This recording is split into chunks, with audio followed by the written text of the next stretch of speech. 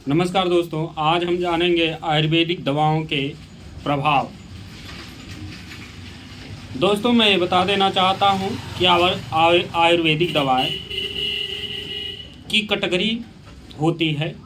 इस कैटेगरी में हम जानते हैं बटी, भस्म, आसव, अरिष्ट। बटी, भस्म, आसव, अरिष्ट शरीर के अलग अलग रोगों के लिए अलग अलग प्रकार की औषधि तैयार की जाती है। आसव अरिष्ट जो होता है फर्मेंटेशन की विधि होती है, उसमें भी औषधि गुण रहते हैं। उसी औषधि गुण का हम फर्मेंटेशन करके उसका आसव अरिष्ट बनाते हैं, जो शरीर में जल्दी सुपाच्य है। दोस्तों, बटी का प्रभाव। बटी आयुर्वेदिक औषधियों का हम गूगल के साथ जो बटी तैयार करते हैं वो गूगल बटी होता है।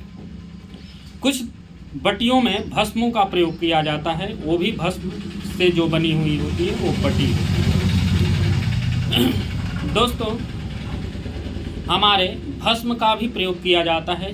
चूर्ण एक औषधि जड़ी बूटियों से, हर्ब से एक बनाया जाता है, जिसे हम चूर्ण कहते हैं। चूर्ण में भी हम भस्म का प्रयोग करके और चूर्ण को हम देते हैं, जिसके वजह से चूर्ण भी हमारे लिए प्रभावकारी होता है और चूर्ण से भी हमारी बीमारी दूर की जा सकती है। देखिए, सुविधा अनुसार व्यक्ति अपने लिए या डॉक्टर उनको चूज करके दवा देता है।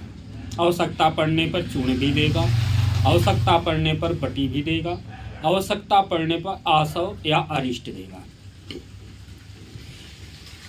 बीमारी किस प्रकार की है, उस बीमारी में कौन सी दवा आपको शुद्धतम रूप से काम करेगी, इस बारे में वैद्य जानता है और वैद्य उसके दवा को उस तरीके से आपको देता है। आप उसको सुबह शाम ग्रहण करते हैं, जिससे आपकी बीमारी धीरे धीरे ठीक होने लगती है। देखिए, अब देख लीजिए, ऐसे ही आंवला से कई प्रकार की औषधि तैयार की जाती है।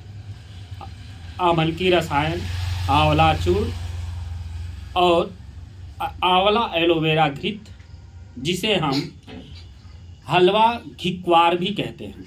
हलवा घिक्वार से हमारे शरीर और आंतरिक चीज़ें पुष्ट होती हैं, जिससे हमारी काया भी पुष्ट होती है और शरीर हष्ट पुष्ट दिखता है और व्यक्ति निरोगी जीता है।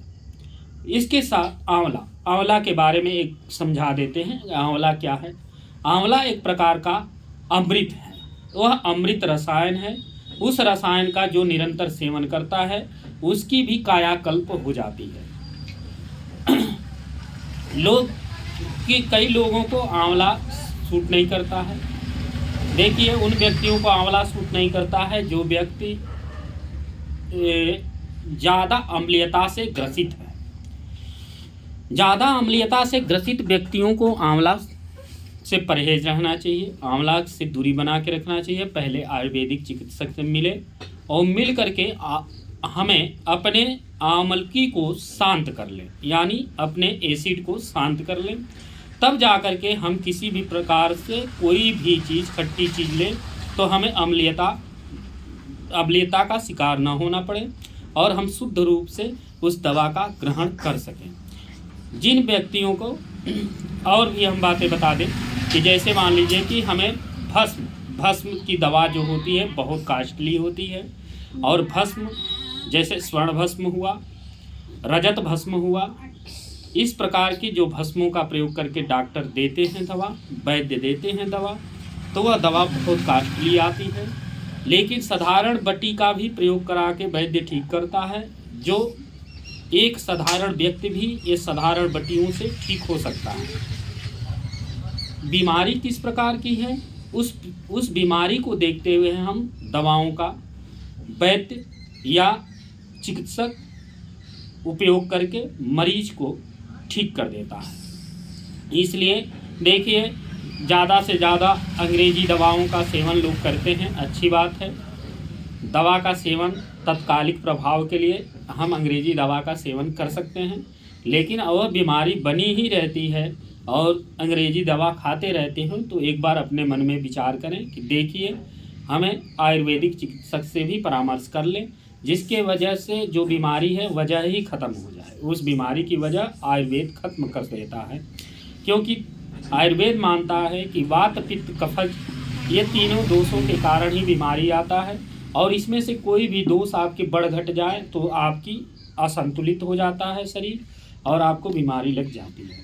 तो आयुर्वेदिक दवाओं का बहुत, और एक बात और बता दें, जब ऋषि मनीषियों ने इसका उपयोग लोगों पे करना बंद कर दिया, जब हमारे कई लोग आए और हमारे देश पर शासन करने लगे, तो ये धीरे धीरे वैद्य चिकित्सक दूर होने लगे, क्योंकि उनको एक दूसरे की कमी दिखाने आती थी। जैसे उनको ये था कि मेरी पद्धति बहुत आगे रहे, दूसरे की पद्धति गलत है। जैसे हमारी हिंदी गलत है और उनकी अंग्रेजी अच्छी है, यही उदाहरण है। जैसे सपोज करिए हमारे में औषधियों में जो खाने पीने में तत्व मिलते हैं वही तत्व हमारे शरीर को लगता है और हमारा शरीर पुष्ट होता है। उदाहरण के तौर पे हम बता रहे हैं। तो अंग्रेजी दवा तो खाते नहीं है कि कैप्सूल खा लिए और हमारा भोजन हो गया, नहीं ना।